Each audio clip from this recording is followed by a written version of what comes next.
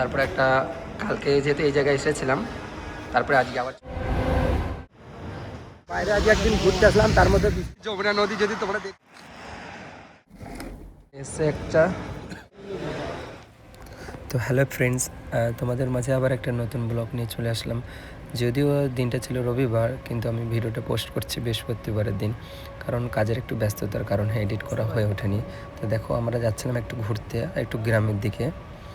তো ট্রেনে উঠে তো দেখলাম খুবই সুন্দর ট্রেনটা, এবং একটা লম্বা জার্নি, বেশ 1 ঘন্টা 20। আমরা ফাইনালি নেমে গেলাম, এখন যাচ্ছি ট্রেনটা আসলাম এবং দেখি আর ঘুরতে আসলাম যেহেতু। আর আজকে সে বৃষ্টি হচ্ছে, কি বলবো তোমাদের, বৃষ্টির মধ্যে চলো ঘুরতে যাবো বললাম, সেদিনে বৃষ্টি হবে। আর সানডের দিনে বৃষ্টি হয়, তোমরা তো সকলেই জানো। যাই হোক, আজকে যেদিকে আসলাম এটাই গ্রামের দিকে, সেটা খুবই ভালো লাগছে। দেখি জায়গাটা যেখানে যাবো একটু নদীর ধারে, তোমাদের তারপরে সেখানে দেখাবো। তো টাটা। আরও খানিক সামনের দিকে চলে আসলাম, এখন যাচ্ছি ওইদিকে। ছোটো আর বৃষ্টি পড়ছে, বৃষ্টির মধ্যেও যাচ্ছি, কী করবো। বাইরে আজকে একদিন ঘুরতে আসলাম, তার মধ্যে বৃষ্টি হচ্ছে। আর সানডে তো সবসময় বৃষ্টি হয়, তোমরা সকলেই জানো।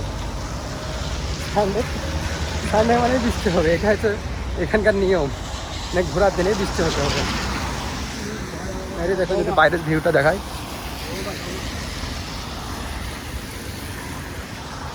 চলো দেখো গাইজ আমি কোথায় এসেছি। তো এই দেখো দিল্লির যমুনা নদী যদি তোমরা দেখতে পাও,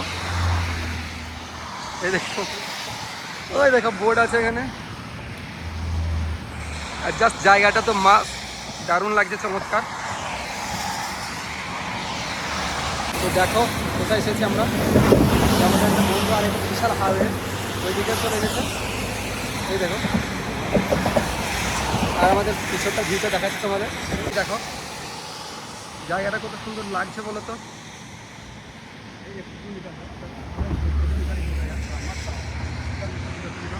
এদিকে ব্রিজ, আর এদিকে একটা ছোট নদী আছে। এইদিকে সূর্যের অবস্থা দেখো, বৃষ্টি পড়ছে, তারপরে ঘুরতে এসেছি আমরা।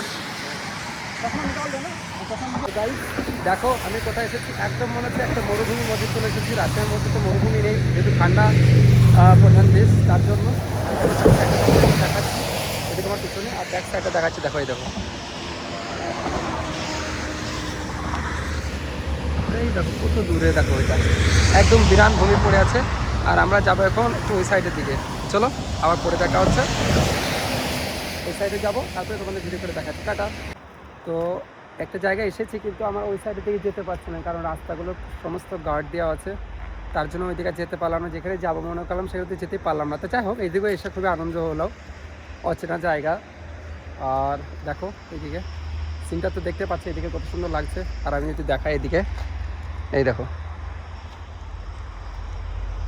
একটা বিশাল বিরান ভূমি পড়ে রয়েছে।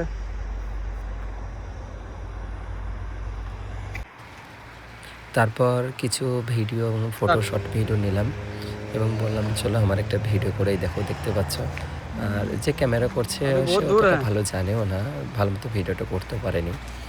তো আমরা যে জায়গায় যাচ্ছিলাম সে জায়গাতেও যেতে পারলাম না, খুবই মন খারাপ, যেহেতু ম্যাপ দেখে গিয়েছিলাম অনেকটা দূরে, এরকম কখনো আর যায়নি। আর বৃষ্টি পড়ছিল, হালকা বৃষ্টির মধ্যে দারুণ সুন্দর লাগছিল।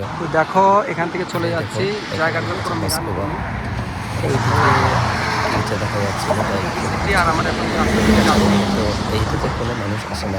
1 মিনিটের জন্য ট্রেনটা মিস হয়ে গেল। এখন বাজে 4:45, আবার 1 ঘন্টা ওয়েট করতে হবে। দেখো আমরা ছাড়া কোনো ভূত বসে নেই, এই দেখো এইখানে একজন আছে। আরে দেখো এত বড় স্টেশনে আমরা ছাড়া কোনো ভূত নেই। এই যাবো এখন 1 ঘন্টা ট্রেনে, ওইদিকে যেতে হবে। এই দেখো ট্রেন স্টেশনটা দেখো কত পরিষ্কার পরিচ্ছন্ন, না কোনো দোকান। বিজেপি সরকার এসে সব দোকান উঠিয়ে দিয়েছে, স্টেশনে কোনো দোকান থাকবে না, বুঝতে পারছো তো। আর ওর নিচে ওই যে বিল্ডিংটা দেখা যাচ্ছে, নিচের থেকে টিকিট কেটে আসলাম। তো চলো আবার নেক্সটে দেখা হচ্ছে। আর এই দেখো আমাকে যদি দেখতে পাও, এই অবস্থা আমার এখন, কি করব। টাটা। হয়ে গেছিলো, তার জন্য এখান থেকে কিছু খাবার নিয়ে নিলাম। এখন যাচ্ছে, এই দেখো দেখি একটু গরম করছে, ওখান থেকে তারপরে যাব। তারপরে ওখান থেকে ট্রেন ধরে আমরা অনেক সময় চলে আসলাম, প্রায় 1.5 ঘন্টা মতো। তারপরে দেখতে পাচ্ছ একটা দোকানে যেহেতু অনেকটা ঘোরাঘুরি করলাম তার জন্য একটা খাবার কিনে নিলাম। আর তারপরে একটা কোকো কোলা, তার কারণ হচ্ছে এখানে পানিও কিনে খেতে হয়। তো পানি আর কিনলাম না, একটা ঠান্ডাই খেয়ে নিই, তাহলে একটু ভালো লাগবে সেই হিসেবে। তো সবাইকে দিচ্ছি। আর কি বলবো তোমাদেরকে, আর যেসব ভাইরা আছে তারা তো বাংলা বোঝে না, আর আমি একটু ভিডিও করছি বলে যে দোকানদার আছে উনিও দেখছেন আমার দিকে বারবার, কিন্তু আমি কারোর কথায় কিংবা কারোর থাকানোতে কিছু না মনে করে আমি আমার ভিডিওটা চালিয়ে যাচ্ছিলাম। তারপরে একটা কোল্ড ড্রিঙ্ক নিয়ে নিলাম। দেখতেই পাচ্ছ এটা মাত্র 120 টাকা দাম। ইন্ডিয়াতে হলে তো আরও কম দাম হতো, কিন্তু এই রাশিয়ানতে একটু বেশি দাম সমস্ত খাবারের। এখানকার যেহেতু স্যালারিটা একটু বেশি দেয় তার জন্য। তো খাওয়া দাওয়া করে আমরা চলে যাব একটু। তারপরে একটা কালকে যেহেতু এই জায়গায় এসেছিলাম, তারপরে আজকে আবার চলে আসলাম। তার কারণ হচ্ছে এরা বলছে নিয়ে চলো ওই মলটা, আমরা তো অন্য জায়গায় ঘুরতে গেছিলাম, তো তারপরে আবার এদিকে চলে আসলাম ঘুরতে। দেখো এটা এসছে একটা, এটা হচ্ছে পাওয়ার ব্যাঙ্ক। তাই তো আইফোনের তো এমনি ব্যাটারির চার্জ কম, তোমরা তো সকলেই জানো। এই দেখো তাই চেক করছিল, তা আমরা বললাম না এখন নেবো না, পরে নেবো। এটা 6000 টাকা মতো দাম আছে। তারপরে কিছু গাড়ি রাখা ছিল ওল্ড মডেলের এবং নিউ মডেলের, তাই গাড়িগুলো একটু দেখছিলাম। আর তোমরা তো সকলে জানো আমি তো 4 হুইলারও চালাতে পারি, যারা আমাকে ব্যক্তিগতভাবে চেনো, তার জন্য গাড়ির প্রতি আমার একটু অন্যরকম ইন্টারেস্ট। তো যাই হোক, অনেক প্রাইস এখানে, বেশি এক্সপেন্সিভ। তো গাইস দেখো এখানে এসেছিলাম, আর জায়গাটা কেমন লাগছে তোমরা অবশ্যই কমেন্ট করে জানিও। চলে যাচ্ছি, আমাদের এখানে প্রায় 8:20 হয়ে গেল। ট্রেনে যাবো, তারপরে অনেকটা সময় লেগে যাবে। তারপর একটা শপিং মলে যাবো, যেহেতু আজ রবিবার, কাল থেকে আবার ডিউটি। তো এখন পর্যন্ত এইটুকুই বন্ধুরা, আবার অন্য কোনো ভিডিওতে আবার দেখা হবে। এই দেখো এই জায়গাটা। আমার ভিডিওটা যদি সামান্য ভালো লেগে থাকে তাহলে অবশ্যই আমার পেজটাকে ফলো করে দিও, আর ইউটিউব থেকে দেখলে সাবস্ক্রাইব করে দিও। টাটা।